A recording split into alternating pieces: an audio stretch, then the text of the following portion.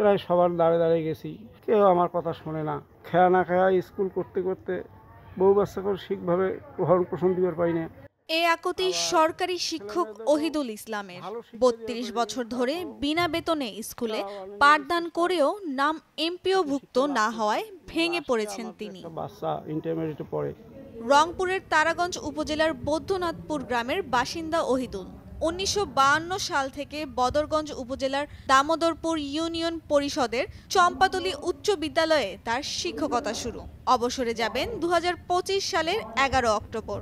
এর আগে এমপিওভুক্তকরণ করা না হলে অবসর গ্রহণের দিন আত্মহত্যার হুমকি দিয়েছেন তিনি। এইরকম জীবন, অসহায় জীবন, মানুষ এরকম চলা মুশকিল। পৃথিবীতে এত স্বার্থপর, কেউ আমার কথা শোনে না। ২ সেপ্টেম্বর উপজেলার নির্বাহী কর্মকর্তা ইউএনওর কাছে লিখিত আবেদনে শেষবারের মতো আকুতি জানিয়েছেন।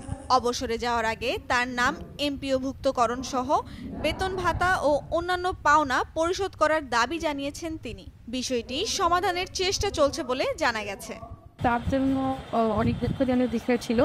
আমরা তার প্রয়োজনীয় কাগজপত্র তিনি পাঠিয়েছেন তার প্রতিষ্ঠান প্রদানের মাধ্যমে এবং আমরা থেকে দেখে যাচাই করে এবং তার এমপিও প্রয়োজনীয় ব্যবস্থা নিয়েছি।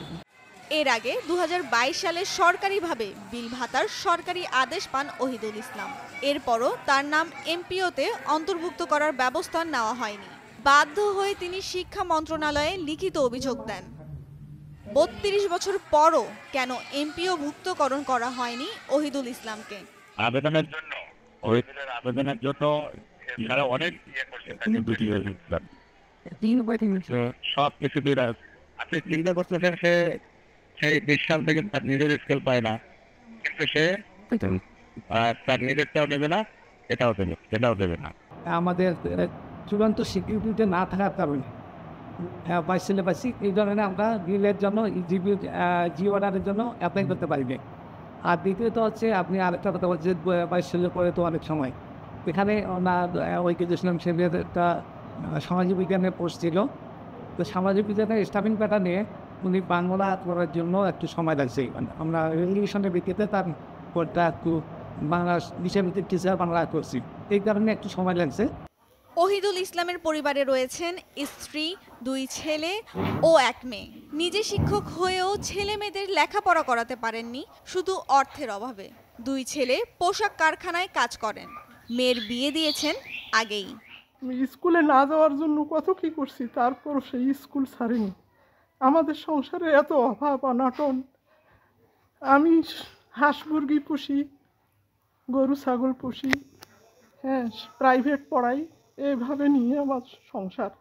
আমার 3টা ছেলে মেয়ে, তাদেরকে আমি অতি কষ্টে মানুষ করছি। এমপিওভুক্তর জন্য বিভিন্ন সময়ে অন্তত 30টি দরখাস্ত দিয়েছেন তিনি। জীবনের শেষ ইচ্ছা হিসেবে এমপিওভুক্ত শিক্ষকের মর্যাদা গ্রহণ করে অবসরে যেতে চান এই শিক্ষক।